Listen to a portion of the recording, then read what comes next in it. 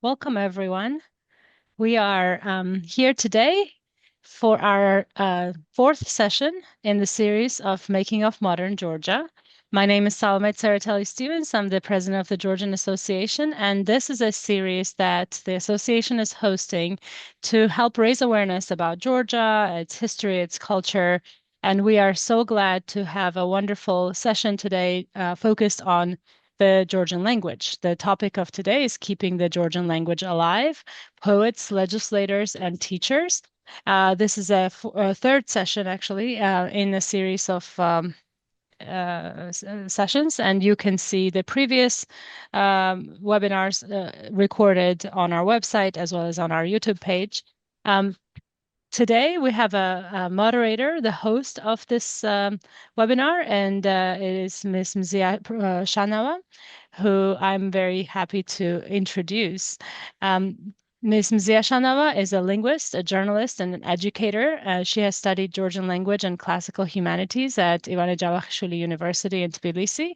She has led courses on Georgian and classical languages, worked at the Academy of Sciences of Georgia, was a TV journalist, covered culture and science at Georgia National Television.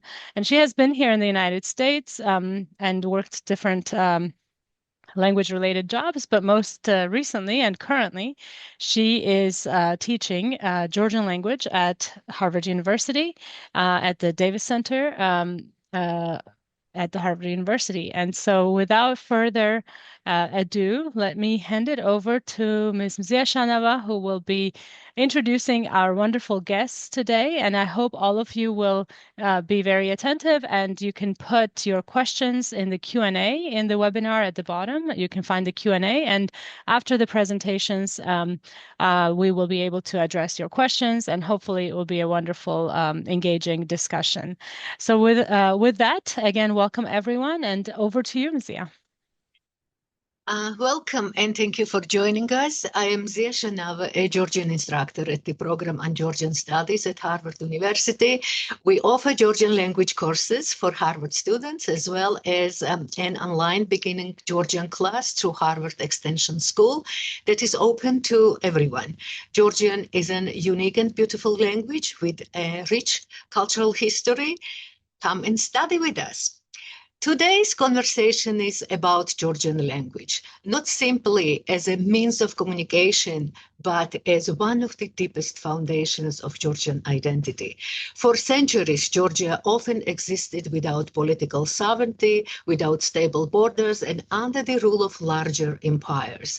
And yet one thing endured. The language. Georgian became a space where history, memory, faith, and culture were preserved when statehood itself was fragile or absent. The Georgian language is unique with its own script, an ancient literary tradition, and a remarkable continuity across time. But its survival was never guaranteed. It survived not because history was kind, but because society repeatedly chose to defend it, protect it, and live through it. Today, we'll explore how language functioned as a form of cultural sovereignty, how it shaped collective identity, and why it is still matters today in a globalized world where languages are constantly under pressure. We'll ask, how did Georgians survive against all odds? What role did society play in this process, and what does the future of Georgian language mean for Georgian identity today?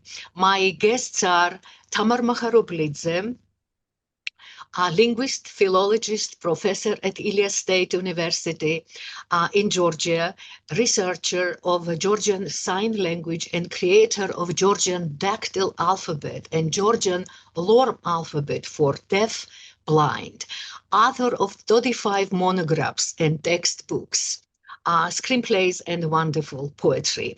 Here I would take this opportunity and thank Tamar for waiving the copyright and allowing us to use her textbook, Basic Georgian, electronically to teach the Georgian language at Harvard, as Georgian textbooks are not readily available on the US book market. Our access to teaching materials is quite limited. The ability to use the textbook in digital format has made both the teaching and learning process much easier and more effective. And my another guest is Zal Andronikashvili, professor at Ilia State University in Tbilisi and research fellow at the Leibniz Center for Literary and Cultural Studies in Berlin, author of numerous essays on Georgian literature, culture, history, and politics. A literary scholar by training, his research focuses on narratology and on the interface between small and world literatures. His further areas of interest include cultural semantics, political theology, and Soviet and post-Soviet cultural history, with an emphasis on Georgia in the wider context of the Caucasus and Black Sea region. He is a regular contributor to Germany's public service broadcasting. Before we go any further, let's hear directly from Tamar and Zal. Please introduce your work to our audience.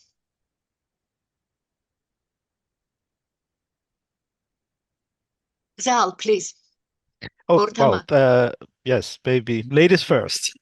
Ladies first. Tamar, please introduce your work shortly to our Well, thank you audience. very much. It's my pleasure to be a part of this webinar. Such webinars give us good possibilities to discuss the different kinds of issues about Georgia, and it's very important to have such an open place for this kind of discussion.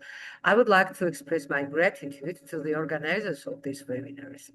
Now, about myself, I'm a linguist. The areas of my interest are general linguistics, Georgian studies, morphology, syntax, lexical level as well, typology, world languages, also language development, and the Georgian Sign Language. I work on specific projects in different kinds of linguistics, collaborating with my European and American colleagues. I'm also very much interested in developing a comedy film project and a full-length animation film project for worldwide audience in possible collaboration with US partners. Now I'm looking for the right people. The screenplays and projects are in place. In case of interest, I can provide more details about my scientific works and filmmaking projects as well.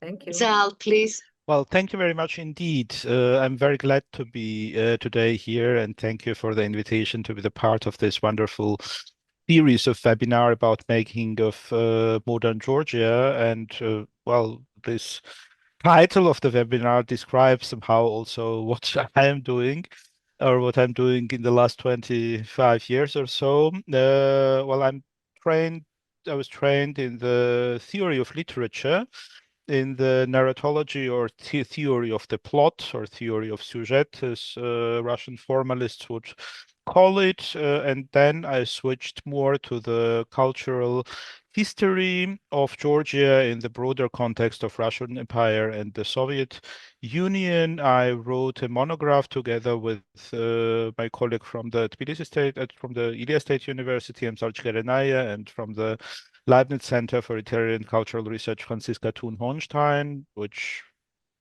could be translated into English as naming and claiming Georgia. So it's Georgia under Russian colonial rule, maintaining its cultural sovereignty. So that's what we will, as I know, talk today.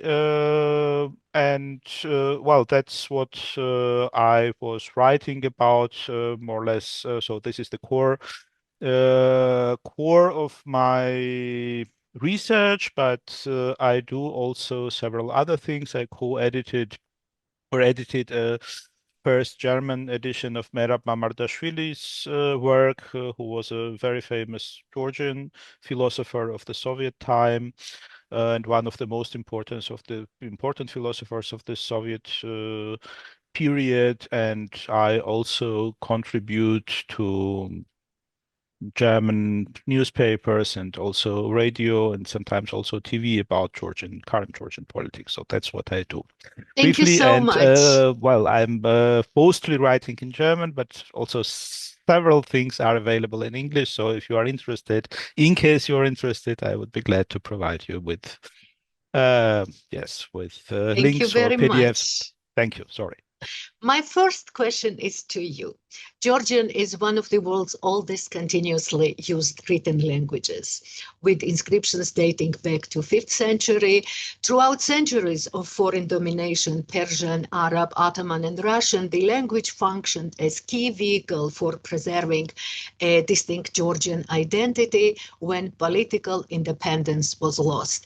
Georgia often lacked long-term political sovereignty, stable borders, or continuous state institutions. In this vacuum, language became the only enduring structure of collective identity. When kingdoms fell and elites were absorbed or displaced, language remained the common thread binding society together. Please explain how language and society managed to accomplish this seemingly impossible task.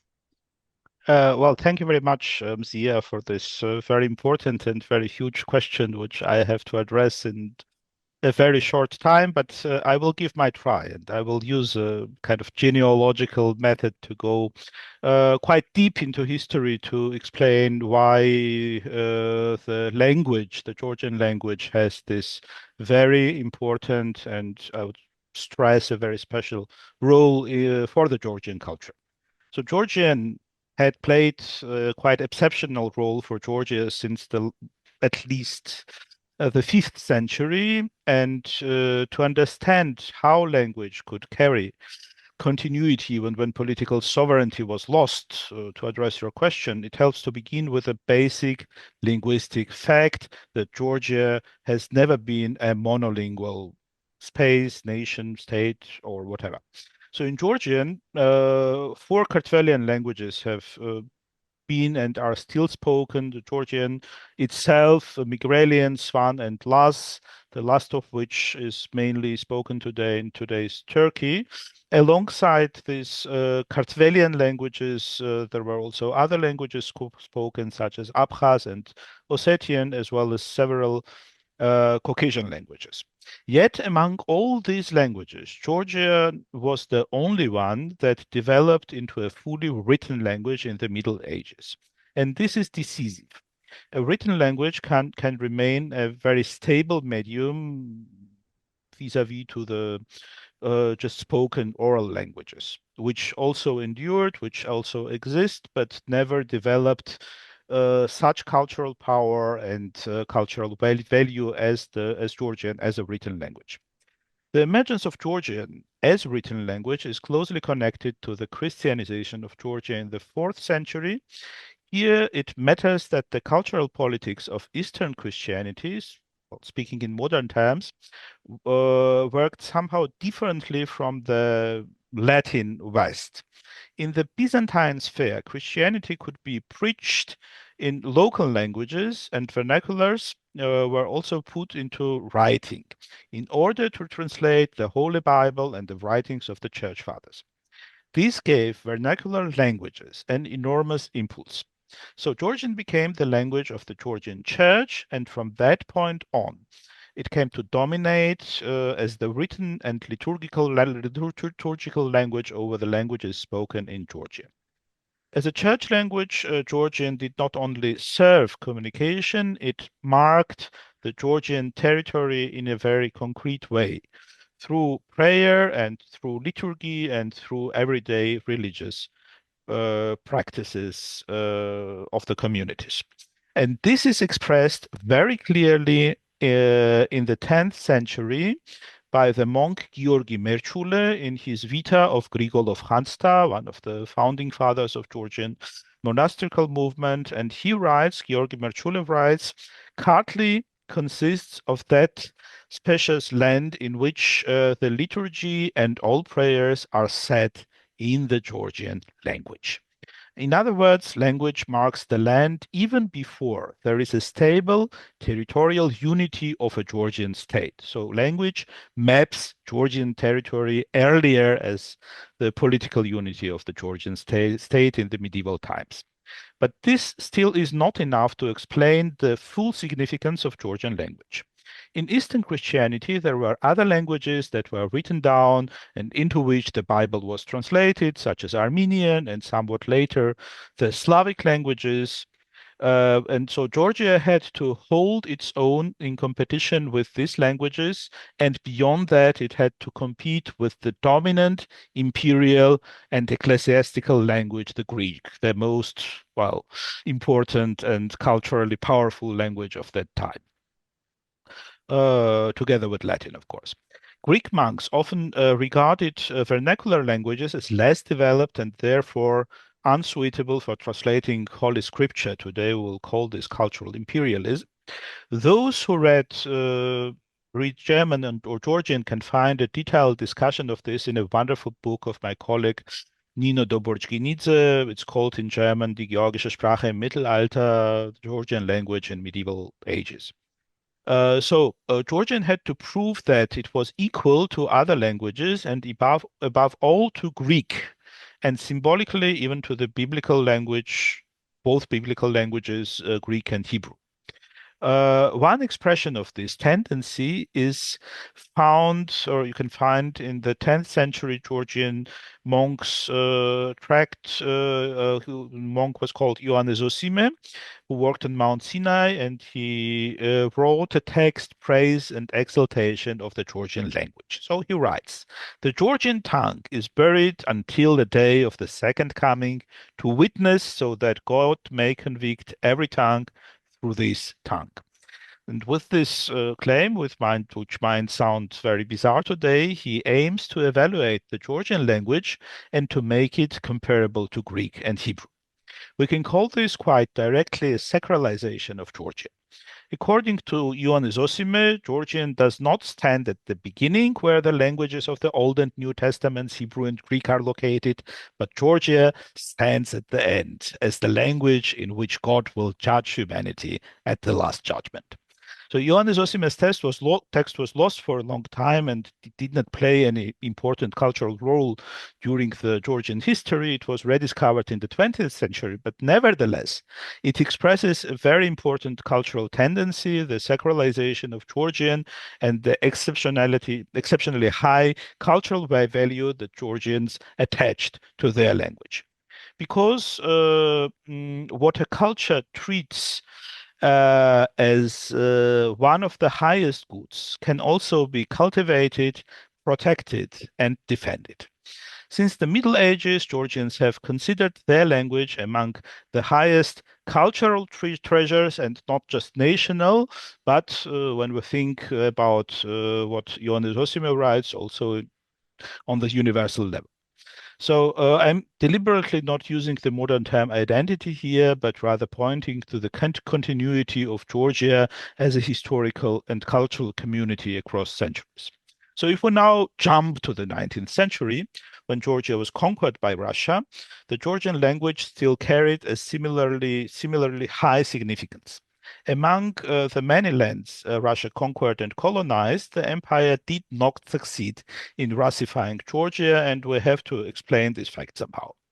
The uninterrupted importance of Georgian is expressed by Ilya Cavcavadze, the leading figure of the Georgian national movement in the 19th century and the founder of national institutions that later did the groundwork for the first Georgian Republic in 1918. In early essay from 1860s, he wrote, "Three divine treasures we have from our ancestors, fatherland, language, and religion." And this is something that every Georgian knows by heart and every Georgian kids, because we learn this at school. But this is not just kind of school quote or famous quote, but also a very significant view on language as a main vehicle of culture. So a language thus remains part of the holy triad that secures the continuity of Georgia across centuries. George also reformed the language and brought it closer to vernacular, and he helped to create what I call national literature in emphatic sense. So national literature does not mean that anything which is written in Georgia is already national literature. George meant something different. So he meant that the literature that gives expression to the idea of the fatherland, which is Mamuli in Georgia, is the national literature proper. So the literature has to articulate national content. And language and literature, therefore, became the birthplace of political concept of the fatherland, of Mamuli, which in turn becomes a template for a political nation. So in this sense, from the 5th century to the present, the Georgian language is a central pillar of Georgian self-understanding. And this is why one can say that without language, there would be no Georgia at all. So thank you. Thank you, Zal. Thank you Sorry, very it was much. a little bit long, I guess. It's okay. It's okay. My next question is to both of you, Tamar and Zal. Georgia is not a homogeneous country. Rather, it has historically exhibited and continues to exhibit ethnic, linguistic, cultural, and religious diversity. If Georgian statehood was founded on Georgian language, how can a state be created and sustained in a multilingual environment while simultaneously preserving its multinational and multilingual character? Either one. Tamrico, you start and Zal will continue. Short. Okay, thank you. This is a very specific and very sensitive task to keep the national identity and the cultural face on the one hand, and on the other hand, to preserve the multinational and multilingual character. Actually, we have a long history of such an experience. To the best of my knowledge, there are only two cities in the world, and they are Jerusalem and Tbilisi, where one can find very different religions. And in the center of Tbilisi, one can see the Orthodox and Catholic churches with Georgian and Russian services, Armenian Gregorian Church, mosque for Muslims, and synagogue, very close to each other. Interestingly, we never had observed the conflicts between the population of these different religions in our city. Tbilisi and Georgia in general could be a very good example of peaceful life of people with different cultural, linguistic, and religious belongings. So I think that multilingual environment is very natural for Georgians. We enrich our culture with the multicultural elements, but of course today the modern digital era, we face new problems and different reality, which is another issue. Zal, would you add? Well, thank you very much, Zia. This is also a very important question, and I will continue what Tamar said. Of course, I cannot agree more. But multilingualism and Georgian language as central pillar of Georgian self-understanding are not necessarily in contradiction. So monolingualism is a very late invention. It exists more as a cultural horizon and idea or expectation than as historical reality, even though language or linguistic homogenization has indeed been part of the state policy in many countries. In 18th century, German Romantic thinkers, especially Johann Gottfried Herder and Wilhelm von Humboldt, assumed that language expressed the soul of the people or of the nation. And from this, it was sometimes later derived that a nation state ought to speak one language, that language, nation, and state should largely coincide. But Tbilisi, which Tamar mentioned, the capital of the kingdom of Kartli and Kakheti, in 18th century developed a different cultural understanding at roughly the same time when Herder wrote his works. So in 18th century Tiflis or Tbilisi, a culture emerged that made multilingualism, polyphony, and polyglossia a cornerstone of its cultural self-understanding. A city, a state, or culture can be multilingual, and in such an order, different languages do not disappear but enrich one another. The situation changes, of course, when the state begins to suppress other languages then the language asserts itself through force at the expense of the others, which happened under the Russian rule. But Georgian, in the polyglossy environment of other languages that were treated as equal in the 18th century, did not become weaker. On the contrary, it became richer in expressive possibilities. So entire Georgian lyrical poetry of the 18th century owes a deep debt to this multilingual environment. So I think that multilingualism is, together with this very strong cultural value of the Georgian itself, a symbiosis. So it's not a contradiction, but these two ideas coexist. Thank you very much. And my next question is to Tamar. The Georgian language plays a central and enduring role in Georgian identity, serving not only as a means of communication, but also as a core symbol of historical continuity, cultural uniqueness, and political self-definition. Its status today reflects both constitutional protection and ongoing challenges in a globalized multilingual environment. Please tell us, what are the challenges of Georgian language today? Thank you for your question. The Kartvelian group of languages is an original group, which is not related with any other language groups. It is not even related to the Northern Caucasian language groups. The Kartvelian group originally comes from Proto-Kartvelian and includes 4 languages: Georgian, Megrelian, Laz, and Swan. I regret to say that 3 of them, except Georgian, are included in the UNESCO list of endangered languages. These are unwritten languages, and we have a challenging task to preserve these languages, improving the linguistic environment for keeping Megrelian laws and so on. This is a very big issue, and it needs another format for discussion. Fortunately, Georgian is not under such a danger, but of course, any language of small nations must be very careful in the process of globalization.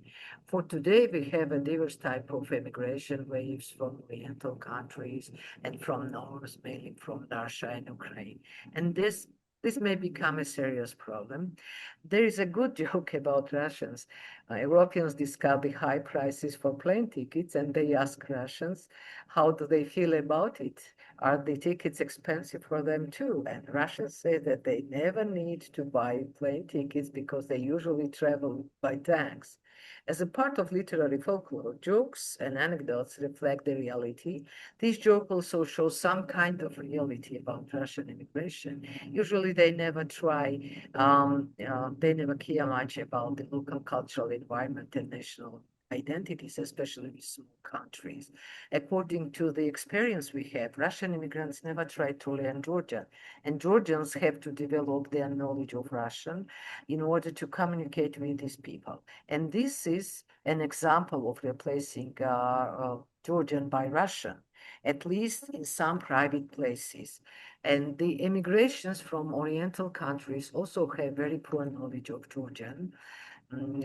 Modern situation concerning Georgian and the different immigration communities, this must be a research question.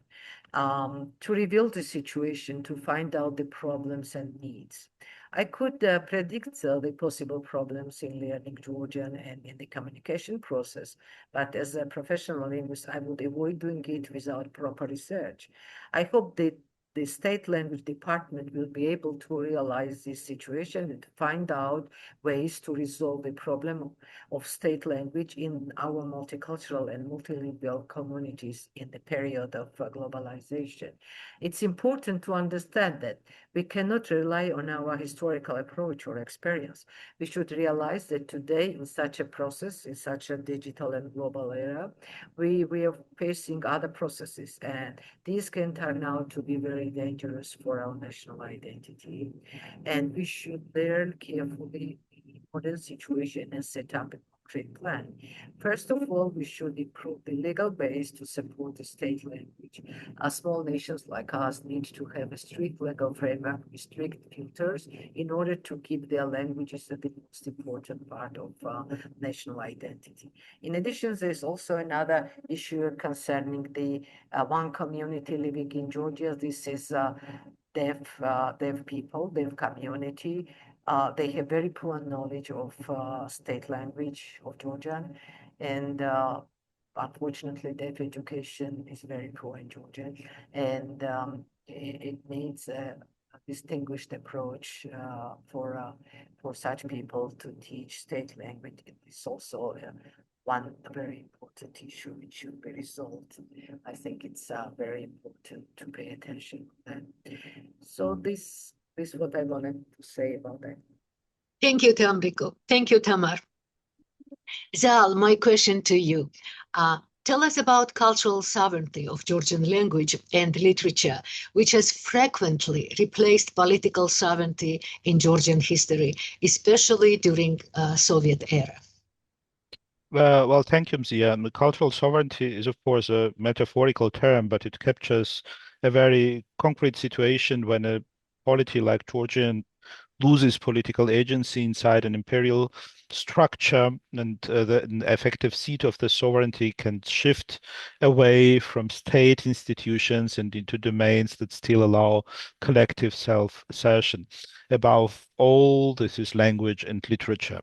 And in that sense, sovereignty does not simply disappear, it is relocated into cultural forms that can still organize continuity, articulate interests, and sustain a horizon of self-understanding. So let me make this idea tangible with one Soviet-era example.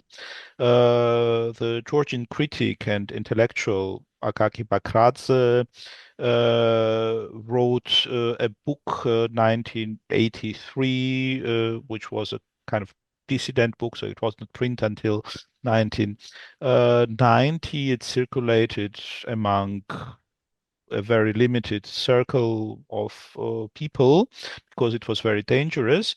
And he criticized the Soviet constitution, the so-called Brezhnev constitution, which was published in 1977, and it also had to change on the Georgian national level the status of the Georgian language from the state language to a normal language. And after that, there were large demonstrations in Georgia protesting this, so Georgians could defend their language as a state language, as a national language. And Bakradze's book is a reaction to that. So he criticizes Brezhnev's constitution because Brezhnev's constitution worked with a very new notion of the Soviet people. So it was very new because until that moment, Soviet Union was regarded as a union of nations, different nations, but Brezhnev constitution spoke about a Soviet nation. So according to Bakradze, the Soviet nation should have a language. And in practice, that language was Russian, because internationally, he argues, the Soviet Union was perceived as Russia. So once you privilege Russia in this way, the Soviet project begins to look like a recoding of Russian imperial leadership in socialist terms. A claim to global leadership that makes a specifically Russian interest, right? So Georgia, by contrast, do not represent the same interest as Russia has. Georgia is placed in entirely different position. Its central aim becomes national self-preservation, the survival of nation, and the preservation of language and culture. So from that premise, Bakradze draws a stark conclusion for Georgia. There are only two paths: national independence or Russification. So now that arises the next question. So if Georgia has lost its political independence, then who can articulate national interests? Who can resist Russification and push towards independence? And Bakradze's answer was uncompromising. So it is definitely not the Communist Party of Georgia, because it is a branch of the All Union Party. It is structurally unable to represent a distinct Georgian political will. It may formally govern the republic, but it lacks independence and therefore cannot express what he calls the national vision, and cannot express the will of the Georgian people. This is where the relocation of sovereignty becomes quite explicit. If political representation is blocked, then the task of national leadership shifts to another field, which is literature. Bakradze insists that in a country that has lost political independence, only literature can assume the role of the leading of the nation, and he presents this as a historically established role in Georgia, of course, referring back to Ilya Cavcavadze. But literature can only do this under one condition. If Georgian writing adopts the principle of Soviet socialist realism, like party-mindedness, then in Bakradze's view, it differs from Russian writing only in form, while so only in the language, while convening Russian socialist content. Georgian then risks being reduced to what he calls Pat-Ua-Ena, a merely domestic language, losing its capacity to articulate national claims. So Bakradze draws a sharp opposition, party-mindedness of socialist realism versus national literature, and this is national literature in the very same sense of Ilya Cavcavadze, the literature which has nation as its content and which expresses the political will of the nation in different mediums, so in the medium of literature. For him, the decisive criterion is not the genre or style, but the content. So if Georgian language and literature are made to carry alien contact, they cease to function as vehicles of national self-preservation. If, however, literature insists on national content, it becomes the place where Georgia can still exercise its agency. So, in short, Bakradze's language and literature model explicitly shifts sovereignty into the cultural field. When political sovereignty is foreclosed, language and literature become a medium in which Georgian national interests can still be expressed, defended, and transmitted. That is what cultural sovereignty means here, not a replacement of politics by culture in an abstract sense, but the historical relocation of agency into an area where collective self-preservation remains possible, and this is literature written in Georgian language. Thank you, Zal. Thank you very much. During Russian, Tamrikov. Now, next question is to Tamar. During the Russian Empire and later the Soviet period, the Georgian language was a focal point of cultural resistance. Efforts to limit or marginalize its use were met with strong public opposition, most notably in 1978 when mass protests successfully defended Georgian status as state language of the Georgian SSR. This event remains a powerful symbol of linguistic and national self-assertion. As someone who took an active part in the resistance, would you mind recalling what those days look like? Thank you. Well, in 1978, I was a second-year student of the Faculty of Philology at Ivan Ejabashvili Tbilisi State University. Actually, this was the only university in the country at that period. The project of a new constitution was published in the newspapers, and there was nothing told about the state language.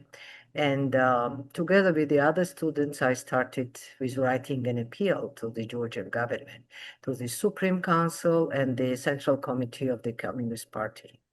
The request was to change the article in the Constitution regarding state language and clearly state that Georgian is a state language in Georgia.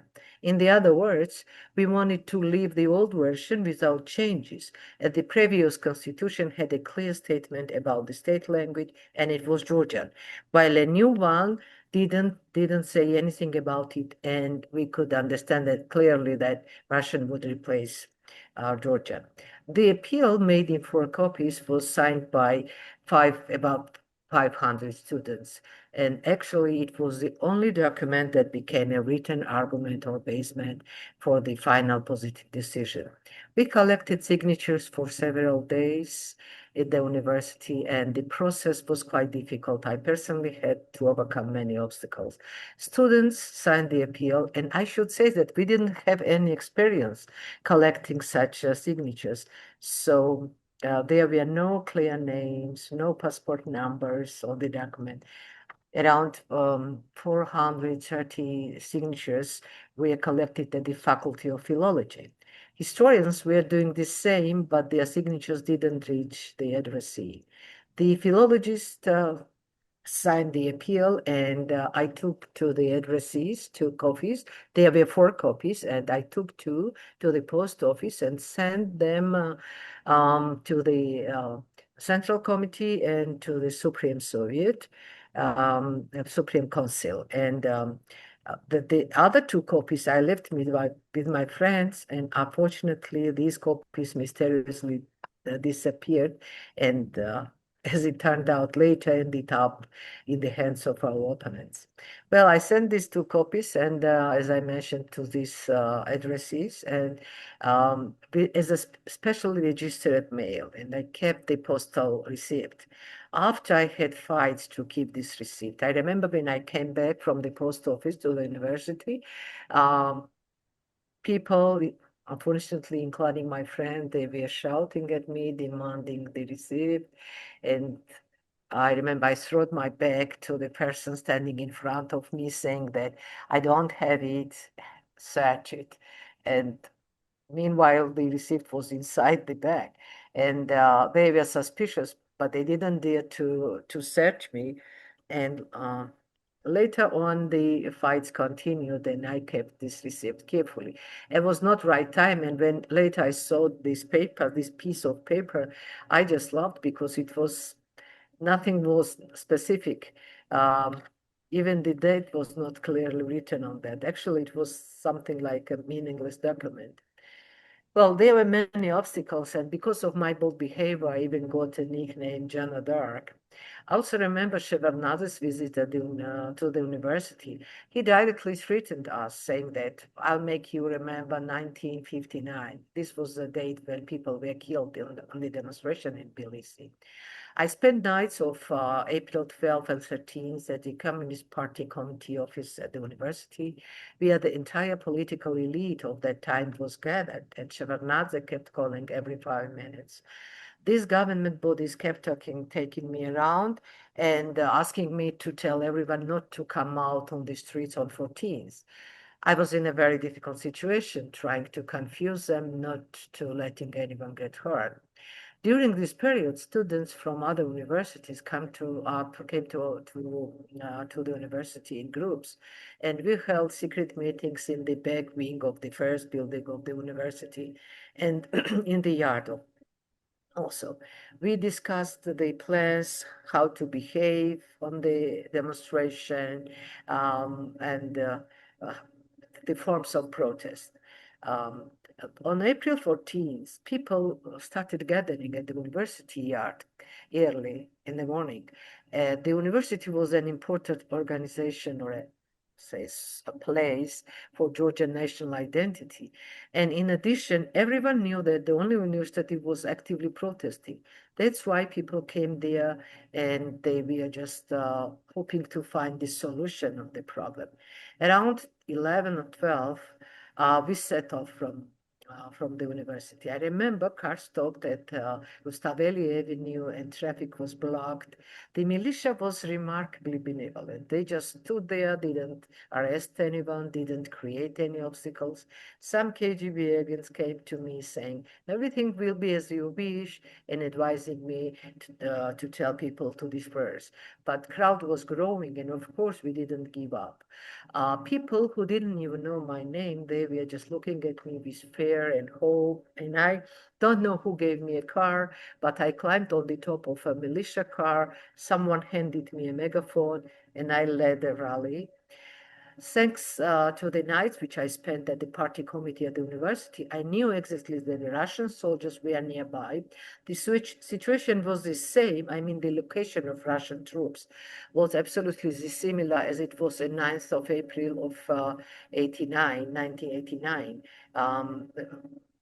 9th of April, it was a time when Russian troops killed Georgians in the streets. And given the situation, I was not sure if I would survive, but still I didn't show any fear and led the situation. We tried to our best to avoid provocations. There were no other demands except for declaring Georgian language as a state language. We were moving towards the government palace, and on the Rostaveli Avenue, somewhere at the beginning of this avenue, I was told that a favorable decision had already been made. I continued the rally, and when I reached the government palace, I demanded that the radio be turned on. We listened the Supreme Council session live. It was not technically difficult because the equipment had been set up on this place for different kind of communistic celebrations. When we listened the desired result and when it was publicly announced, I declared the demonstration over. It was first and the last demonstration I led, and I was happy. It was an unbelievable victory in the Soviet time. Well, at that time, nothing was written about April 9th rally in any print media. Unfortunately, there's no visual material of the demonstration. Of course, there were heroes and anti-heroes. Later on, many pseudo-heroes emerged. But I believe that 1978 is a year of a victory of Georgian students and youth. We managed to defend national dignity without any losses. And I just, for me, it's very important to remember these days. Thank you. Thank you, Tamar. Thank you very much. Thank you to both of you for your views. And now we go to the questions. We have some questions here. We have first question from Professor Jones. I will read it to you and then whoever wants to answer. Fascinating. Does the national function of Georgian language since the Middle Ages suggest that the theory of Benedict Anderson that printing is crucial to the development of a vernacular national language is not right? Your views? Professor Jones is asking if the printing is crucial to the developing of a national language. I think it's for today, it's very important and it might be crucial for today. But historically, Zal made a brilliant overview of the so-called situation, and I would listen to Zal. Zal, what do you think? Well, thank you very much. This is a very important question from Professor Jones, because, well, obviously we have to take such examples as Georgia into account when we're talking about the nation buildings in the 19th century. And of course, there are very strong arguments in support to what Anderson says. But and it was also debated in the 1900s, 1910 between Jordania and the more, let's say, liberal democratic nationalists in Georgia, and also Stalin. And I think Jordania borrowed the term of Adelsnation, aristocratical nation, from, I think, from Otto Bauer, if I'm not mistaken. Austrian Marxist.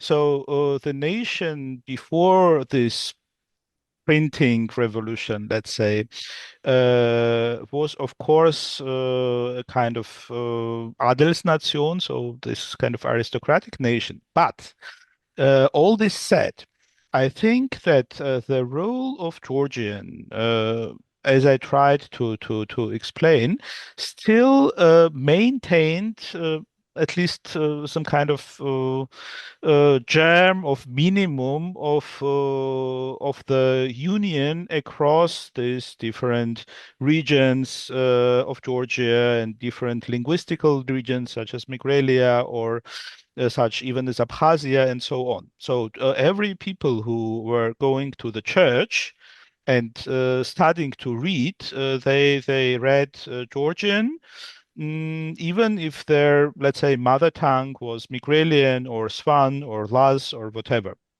language was spoken in Georgia. So that means that yeah, we have maybe to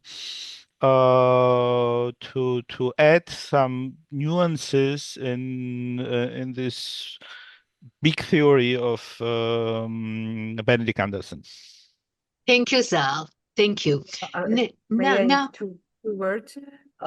Just sure. as I told, the three unwritten languages, unwritten Georgian languages, are in endangered list of UNESCO, and in a modern situation, so it's very important for these endangered languages to develop, just to have some written texts to preserve the language. It's very important to have printing, I mean, in modern situation. Sure. Sure. Tamar, next question is to you. Morgan Summers is asking, can you describe the context in which Georgian Sign Language was developed? That's a very interesting question. I didn't work on social linguistics of Georgian Sign Language, but my doctoral student did, and um, the situation is as following: that in the Soviet Union, it was kind of one Soviet sign language, which was used everywhere in the Soviets. And of course, it was Russian Soviet language, Russian sign language, which was very much influenced from Russian spoken language. And this influence is quite normal. All sign languages are influenced from spoken languages. And I, like many my foreign colleagues, I also thought that the Georgian language, Georgian Sign Language was a branch of Russian. But far I dig, I understood that this language is an original natural language, and there are few very important linguistic arguments to prove that Georgian is an original one. It would not be interesting for non-linguists, but I will just briefly say a few. For instance, usually lexicon change is very could be changed easier rather than morphology. And to create a morphological category usually takes many 100 years. And we have such very interesting interaction of different morphological categories, morphosyntactic categories that would need 300, 400, and many more years to be created in Georgian Sign Language. And these same things are not observed in Russian. We also have some lexical items, especially expressing the colors, for instance, and it's very important for them because they have a visual understanding of the word. And they kept the colors, the names of colors regional. They didn't accept Russian forms. And also the whole system, grammatical system shows that it's an original. But how it was created, it's impossible to have any kind of dialectic investigations because we don't have any recordings, nothing absolutely. And these people were treated very badly, and we don't have even a single video for signing process so that we could compare something. But synchronic level and today's situation of the level and the structure, linguistic structure of Georgian Sign Language shows it's an original language. But how it was created is very hard to say. How other languages are created, the same, because sign languages have the same hierarchical structures as spoken languages. They are not different. They have the same system, but they are the other modality languages, and they have other possibilities to display the same hierarchical, morphological, syntactical, lexical level. And this is kind of kinetical, manual, and mimical means. Did I Thank you, answer? Tamar. Thank you. Thank you. There is a next question here from Janet Smalley. As I understand it, many former USSR countries were not successful in maintaining their country's language during the Soviet period. Why do you think that Georgia was successful in maintaining Georgian as the national language when other countries were not? Who wants to answer? For instance, its a situation was not dissimilar in different republics. And I would say that in Baltic countries, they also preserved their national, and Ukraine. I think that the western part of the Soviet Union, they can be a nation. You see, they did the same problem. And besides, except Pre-Baltics, Belarus and Ukraine and Russia, this is one group.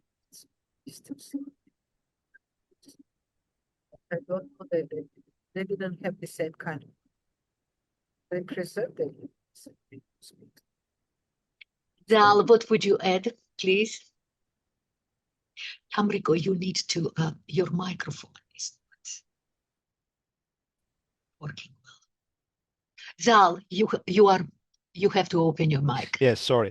Yes, there were less and more Russified republics in the Soviet Union, right? So the degree of Russification was obviously different, for example, in Central Asia and in Georgia, or maybe Armenia or Baltic republics, so that republics that are managed to keep stronger their languages. So Baltic states were, let's say, they spent lesser time in the Soviet Union than others.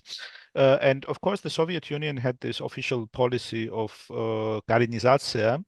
Indigenization, I think, is the English term for this, which meant that every small nation could keep or should keep its language, and they proactively uh, helped these languages to develop and to create alphabets and so on.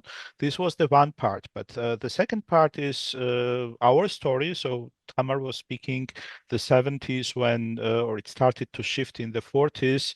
Towards the Russification, and where Russia managed to establish Russian language as the language of higher education, there the Russification succeeded more. So where Russia was the language of the educated elite, was the language of intelligentsia, was the language of the of the higher education, there the degree of Russification was stronger, and where let's say the elite language also remained, or the language of the higher education remained national, the national languages could stay stronger. But that said, I want to remind on what Bakradze wrote in 83. So that the danger of losing the language in 1983 seemed him, and also Tamar and the people who went on the streets to defend the Georgian language in 1978, was a very, very real one.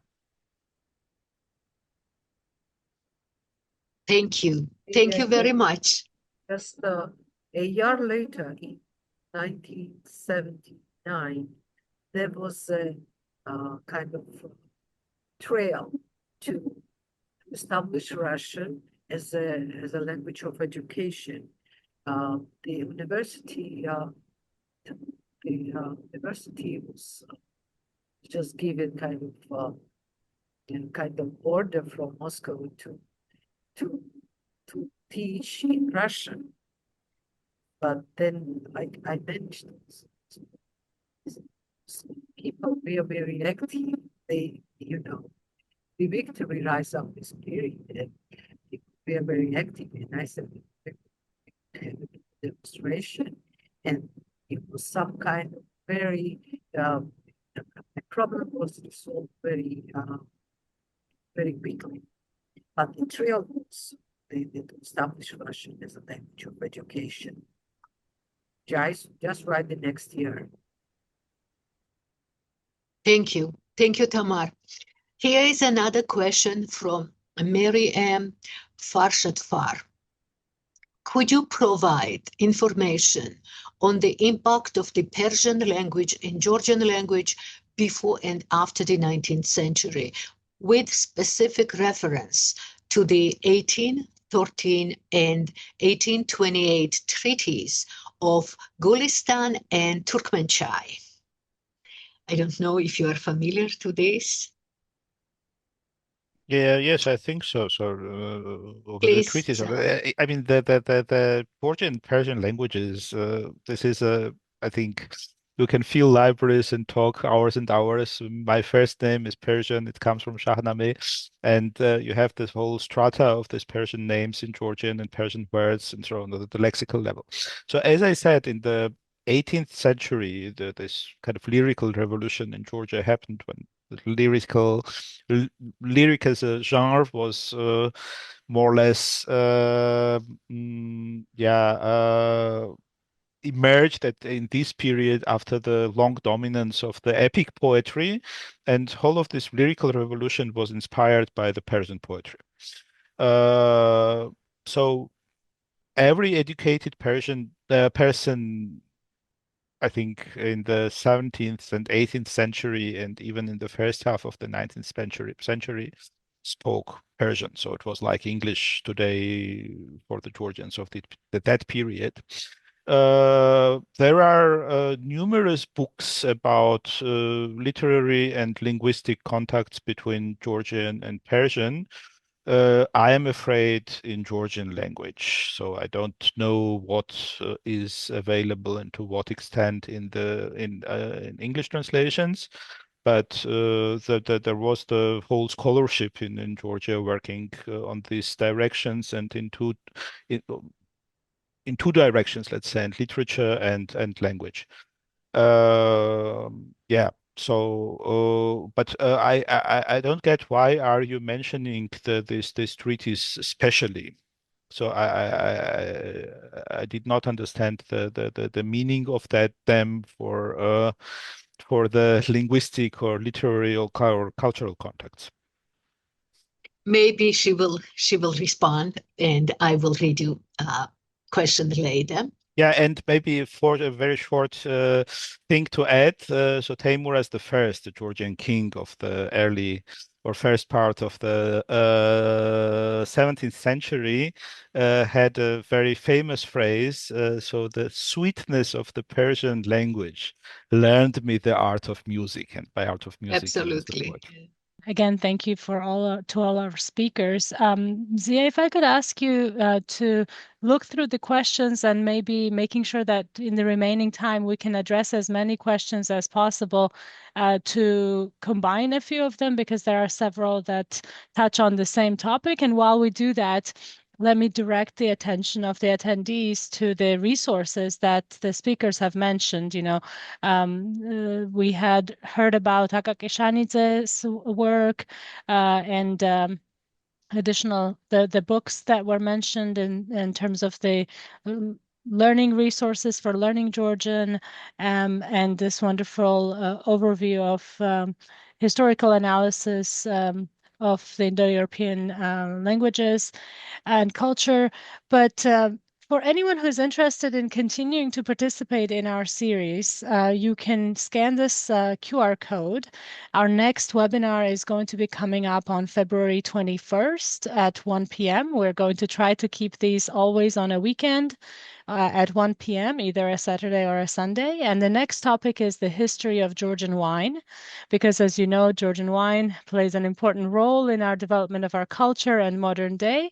And we're going to connect the history to the modern day. So we're looking at what does Georgian wine industry look like today, and we're going to have Mamuka Tsareteli as the host and Baya Abuladze from Georgia participating to talk about wine industry in Georgia. And you can register for that webinar already right now. And we also have an upcoming in-person event on March 13th. You may know that we started visits to the Library of Congress, where we look at the amazing resources and materials that are held here in Washington, D.C. So if you are in the Washington, D.C. area, you can join us on March 13th at 3 p.m. to look at a display and briefing on the Georgian language and religious texts that are held there, because this was the topic of previous session in our program. So you can watch that recording if you were not attending live. And if you enjoyed today's conversation, there will also be some really interesting materials that you can see there. And I will also add that if you are in the Boston or Harvard area in Massachusetts, the Georgian Bible, the first printed Georgian Bible, is now on public display, and you can also visit that at the Houghton Library. It is available to public viewing. So I will pause with that interjection here and come back to the discussion. I know we have many interesting questions, so hopefully our sound issues also have been resolved by now. Thank you. Coming back to Thank you, Salome. And here I will combine those two questions from Janet Smalley and the anonymous attendee. So how is the Georgian language evolving today, if at all? And I would combine this here. Are other Kartvelian languages being taught in Georgia or outside of Georgia? And what does UNESCO endangered language program do to help preserve languages like Swan or Las? Uh,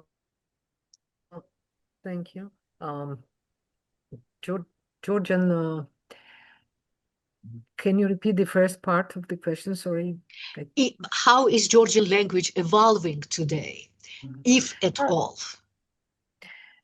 Yeah, well, just I would say that the life for a language usually goes inside the community, and it's just independent from the outside efforts and doesn't depend on that. And um, but only a bad thing one can do to the language is just to limit the area of using. And we don't observe such situation about Georgian language, and it is just developing, and specialists are working to establish the new norms for new standards for a modern Georgian.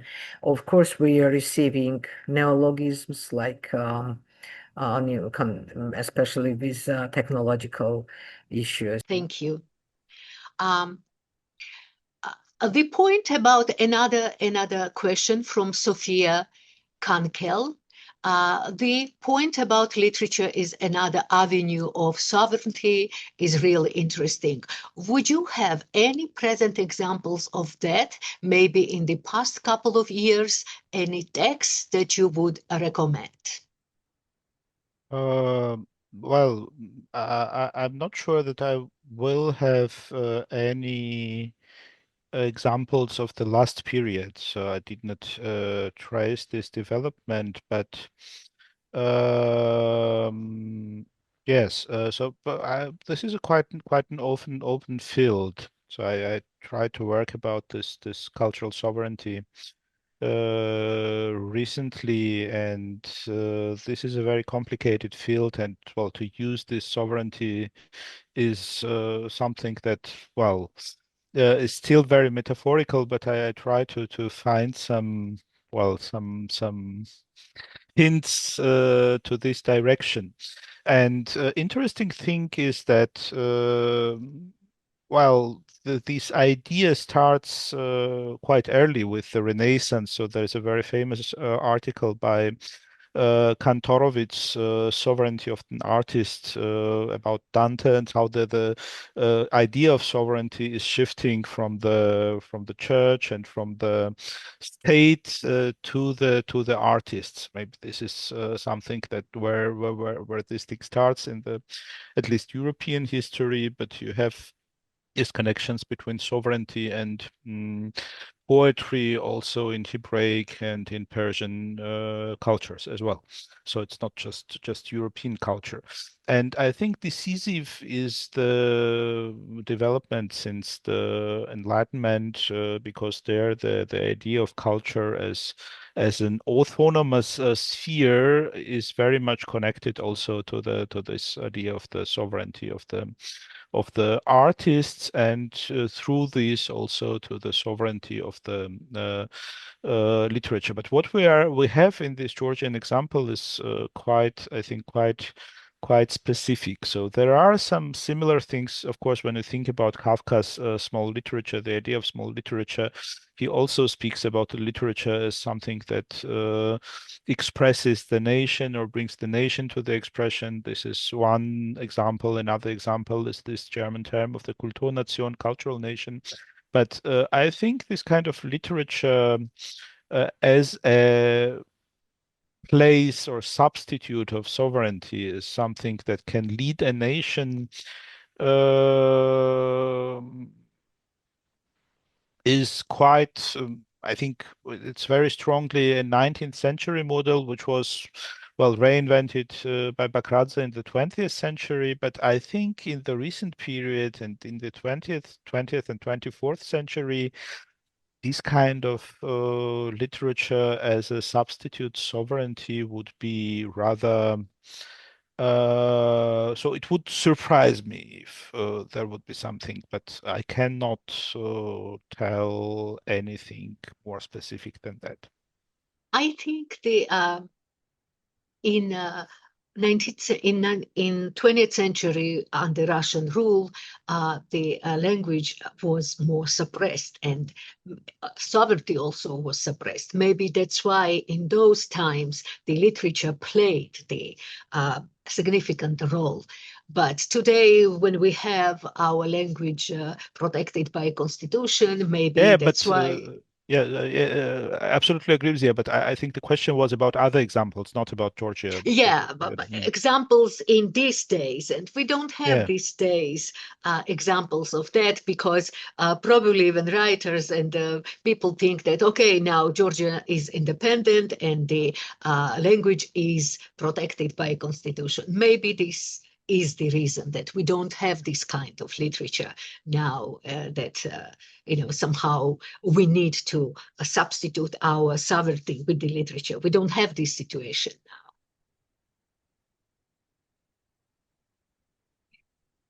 Okay, we go to the another question.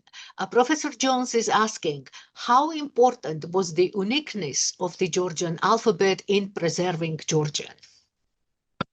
Well, this is also a very good question, very interesting question. But I think compared to the language itself, so it was, of course, very important that Georgian has its own graphic, but I think the most Eastern Christian, well, cultures have their own alphabets, like Armenian or Slavonic, so that they had their own alphabet. And maybe an interesting moment to see, which is or how important the scripture is or is not, is exactly the language reform of Ilya Cavcavadze. So he suggested to eliminate several letters from the Georgian alphabet, which were antiquated in his point of view.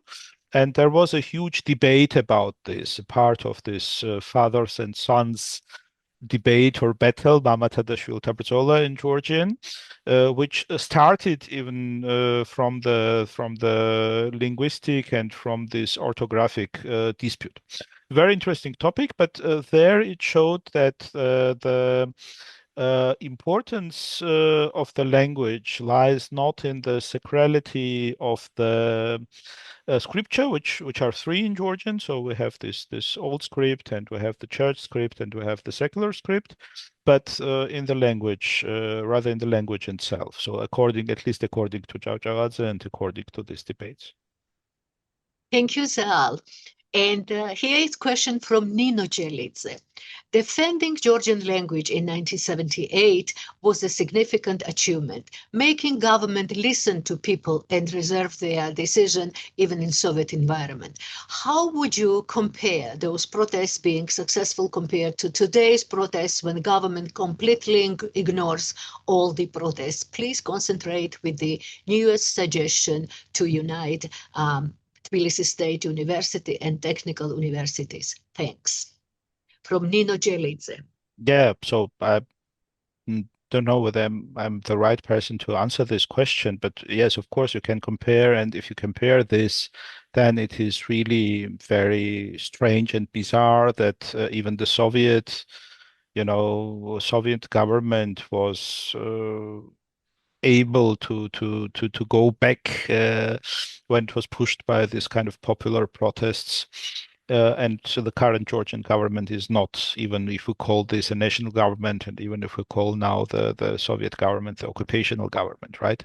And this is a very, very, I don't have a proper word, not just sad and not just bizarre, but not just outrageous. I choose the right adjective.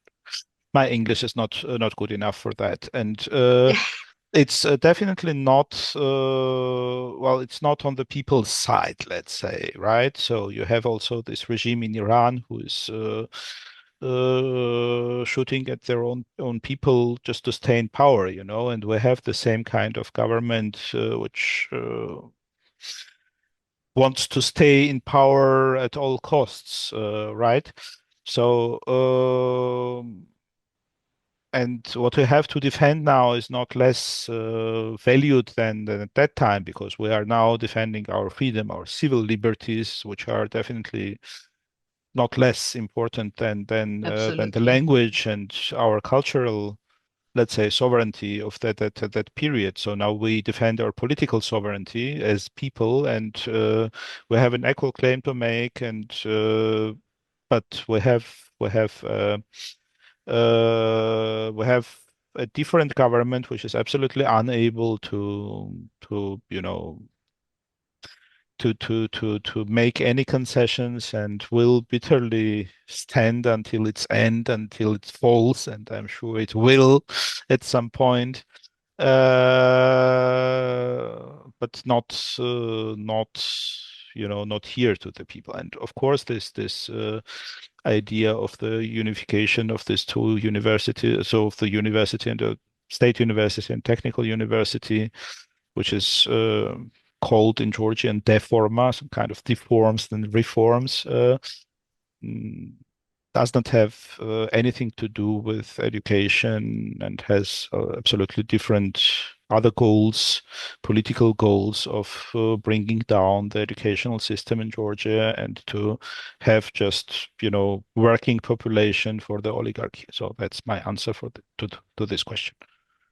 Thank you. Tamar, here there was a question where you were gone. Dino Chelidze was asking to compare the protests in 78 when the government listened to the protesters, and today when government doesn't listen, ignores all the protests. And also she says, please concentrate on the to unite. Please concentrate on this new idea to unite Tbilisi State University and technical universities. What are your thoughts on that, Tamar? I cannot concentrate. I am just speechless with these reports. It just really, it goes out of any, I don't create such such a brilliant idea. So, have a mechanical modification, and these people working on reform have no understanding of the process, the education process. They say that, well, nothing will change. Then we have a question. Then why do you do that? Nothing changes. And if you understand that the people who would come to this spring semester, who knows, it would be a hell to make a system teaching. Will teach what? I don't know. I have no idea how they continue it. They just don't really. It's I could never thought that in the 21st century, people will not listen to academic society and making decision concerning higher education without any, I don't know, without any consultations. I sent an open letter to Irakli Kobakhidze, so Prime Minister, explaining what would be what problems would this new conception bring concerning one faculty, one city, etc. And I never got a reply back. No one replied, and he repeats to say that he never listened any argument against, but he's not listening. How could he hear if he doesn't listen? It's a very strange situation. I'm thinking that sometimes I'm thinking that I'm in a kind of very horror fairy tale, and things are happening just are unbelievable, because it seems that government tries to destroy the system, educational system, which is not very bad now. I mean, comparing the financial support we are given by government. For instance, my university is a very, very good university, I would say. And everyone is happy to collaborate with Indiana State University. And I would even more, I would tell you that when I have some joint projects with Europeans, and I have a lot, so my university acts much better rather than comparing with French administration, for instance, with even with German administration. And Indiana State University is just is an European space in Georgia, and I don't understand when people are trying just to I don't know, just to take away everything we have done. I'm really speechless about. I'm sorry, Tamar. We feel the same way. Here is another question.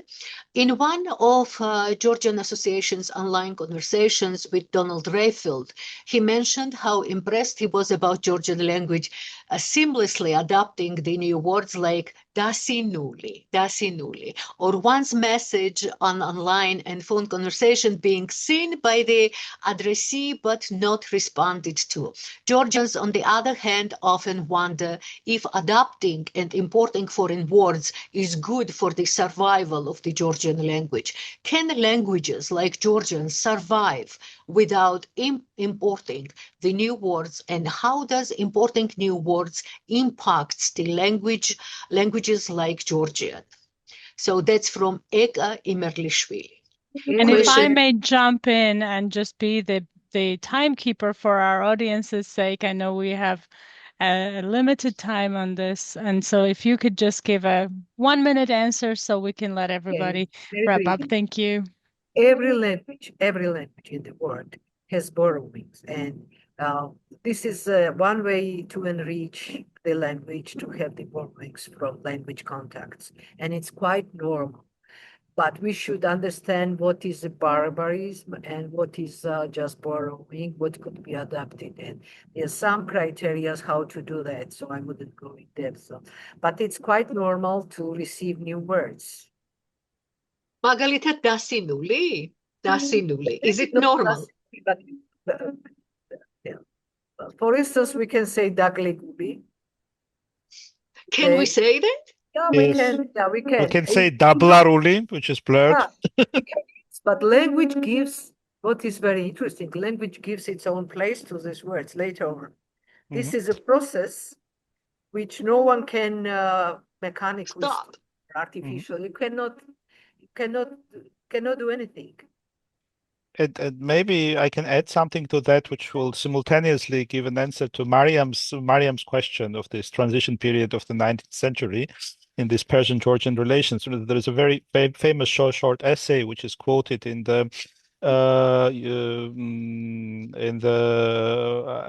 book of Zöl Tbilisi Literatурul Bohema, the old Bohema of the old Tbilisi by Joseph Grishashvili. And in this essay, so the person wants to, purify Georgian from this kind of new Russian or European words, and he goes back, to what he thinks is a pure language, just to discover that this pure language are the borrowings from the Persian. So, Georgian borrows. It had borrowed all the time, and as you said, yeah. So the grammatical structure is that's the backbone of the Georgian, and not this kind of lexical variety which has Turkish and North Caucasian and Persian and Russian and English and whatever things. And the language evolves when it adapts kind of new things, when it translates and reacts somehow. So I'm not a purist in this sense. I know that there are Georgian purists who want to keep some kind of very pure, very Georgian language, but I think it's a road to nowhere. What a fantastic Very way interesting. to wrap this up, to say that we have so much more to talk about, right? And I'm sure we have in the audience folks who would like to contribute to this debate and then conversation. And we invite everyone who's interested in participating as a speaker for additional topics to expand on this conversation. And again, let me thank Kaptan Zia for hosting today's conversation. We really appreciate it, and invite everyone to check out the Georgian language program at Harvard, where she teaches. And thank Batan Zal, Kaptan Tamar for your fantastic inputs. I think we are all leaving today a little bit more aware and a little bit more educated about the Georgian language, its history, the strife that the Georgian people have had over the years to continue to have a language as a part of our very important part, critical part of our identity. And as people who live currently in the United States, for Georgian Americans, learning language and continuing to maintain our cultural identity as Georgians is also really important. And one of the things that Georgian Association does is supporting the Georgian schools across the United States, where children are able to learn Georgian on Sundays, or in different formats through cultural centers and heritage schools. So I also invite you, if you're interested in supporting Georgian Association's mission, please go to our website, georgianassociation.org. You can contribute your time as a volunteer. You can contribute your funds if you so choose to donate to this important mission, which includes keeping the Georgian language alive, also in the diaspora. So, if Kaptan, if you have any final words, otherwise I want to make sure to thank all of our attendees. And this webinar will be recorded and posted on our YouTube page. Please register for the upcoming session to talk about Georgian wine. Thank you. Thank you very much, Salome. Thank you very much, Zal, Tamar, for your participation in this webinar. And we just end on that high note. Thank you very much. Thank you. Thank And you thank all. you Have for a wonderful our rest of the day. listeners. Thank you for wonderful questions also. Thanks. Thank you. Have a great day. You too. Have a great day. Thank you.